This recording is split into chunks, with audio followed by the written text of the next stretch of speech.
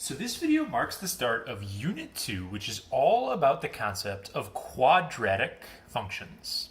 And when I talk to students about quadratics and mention that word for the first time, even just the word quadratic is enough to make some kids get uncomfortable or just feel like, oh, this is going to be terrible. But quadratics, while they do have a lot of different pieces to them that are they can be complicated and challenging, they're a really, really big deal, and they're not so bad in their own individual little pieces.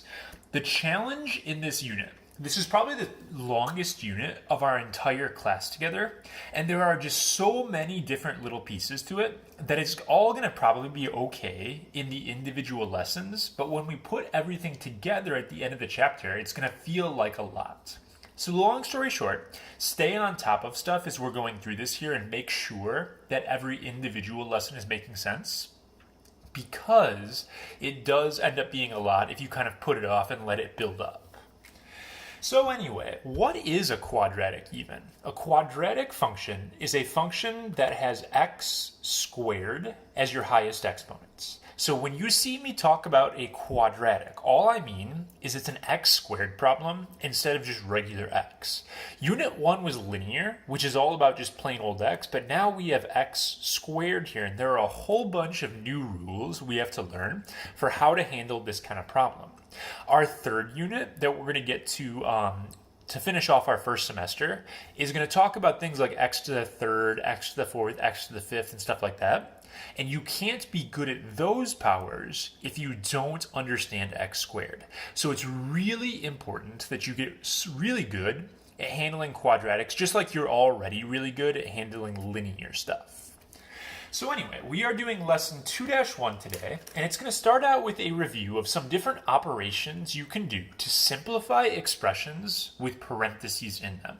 So pause this video and try these out and see what you can remember from Algebra 1.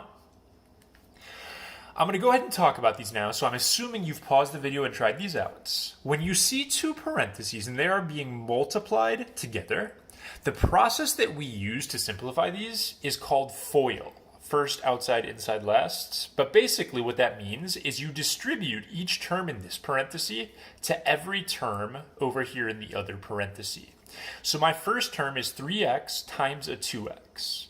3 times 2 is 6, and x times x makes an x squared on that first term. Then I'm going to take that same 3x, and I'm going to distribute it to the negative 5.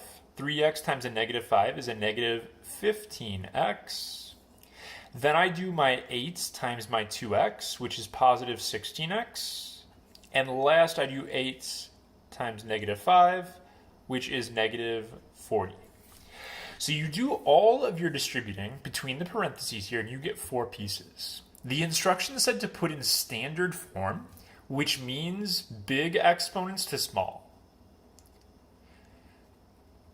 So when we write our answer here, we're just going to put it so the exponents go in order. I only have this one guy that is x squared, so that is going to stay 6x squared. Just copied this one down. I have two terms that are both regular x's. Negative 15 plus 16 is a positive 1x, so just plus x. And then I have my negative 40 over here. So this is how you would FOIL those two parentheses together. And notice that when you FOIL these linear parentheses, we did get a quadratic for our answer. It's an x squared problem. So that one, after a reminder, kids usually do pretty okay with doing FOIL. But I see all kinds of errors on problems like this second one right here. Kids get, oh yeah, I'm just going to start distributing and doing FOIL right here. But this next problem is being subtracted. The parentheses are being subtracted from each other, not multiplied like on the first one. So what that means for us is we do not distribute between the parentheses. That's for multiplication. We're going to get rid of our parentheses by distributing a 1 to this first guy, so nothing's going to change right there. And then with this minus, we have to treat it like a negative 1 and distribute negative 1 to both of those. So we're going to get a negative 7x, and a negative 1 times a positive 2 is going to be a negative 2. After you do that, you're going to combine like terms. 4x minus 7x is a negative 3x, and negative 9, negative 2 make negative 11. This would be my final answer in standard form. I have my regular x and then I have my constant right here.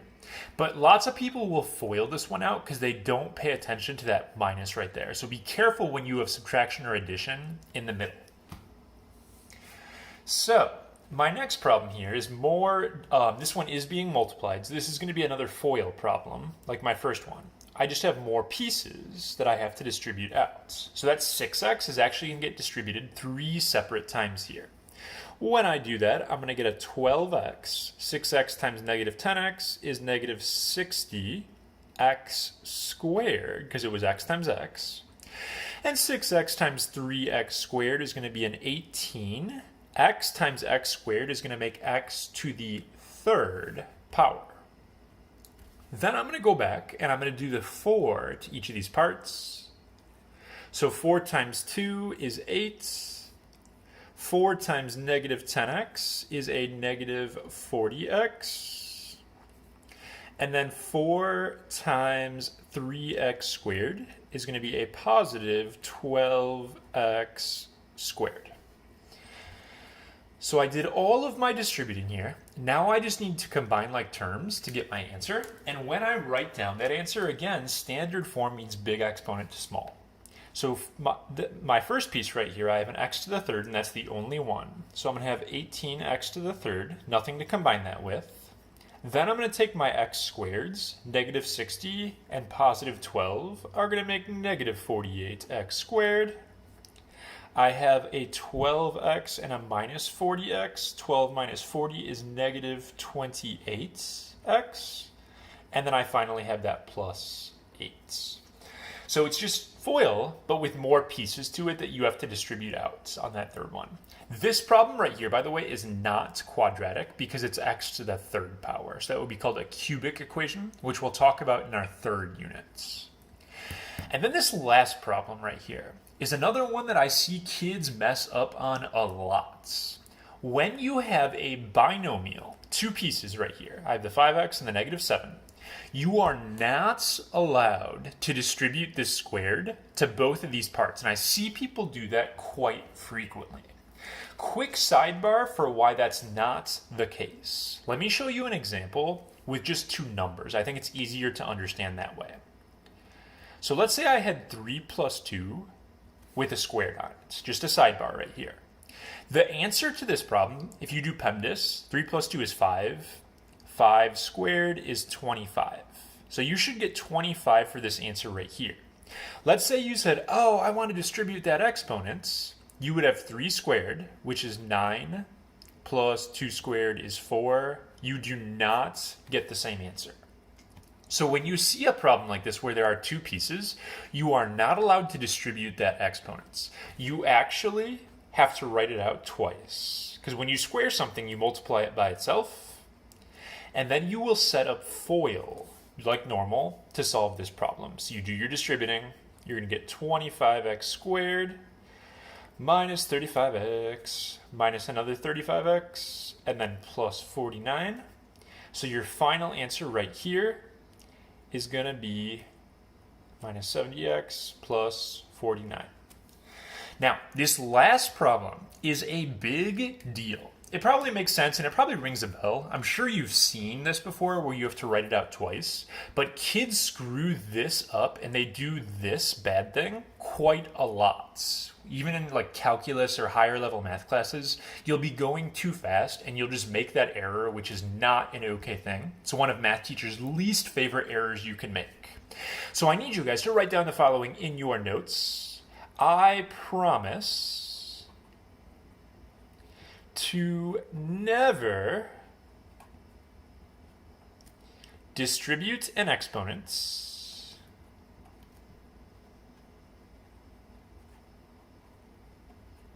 to multiple terms.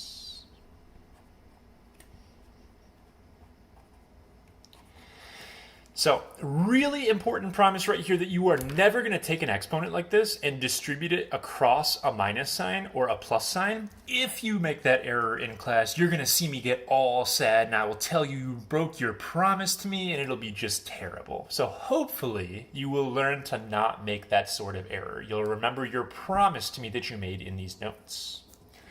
So that is kind of the first phase of today's lesson, is just learning how to deal with different parentheses right here and learning how that applies to quadratic equations. We're going to shift into the second phase of this lesson, which is going to involve graphing quadratics. So what you'll see right here, this guy, graphing y equals x squared, is the quadratic parent function. And we would have talked about parent functions when we learned about absolute values. Remember that a parent function is like the most basic version of a graph you can possibly make. So if you're going to graph an x squared, it doesn't get any more straightforward than just y equals x squared. And remember, one of the big themes in Algebra 2 is anytime we want to graph something new that we haven't seen before, we always start by making a table. Tables help us figure out what's going on, and then we look for patterns and shortcuts after we figure them out. So, in this table, I'm going to plug in the numbers -3 to +3 to give me a pretty good idea of what this picture is going to look like.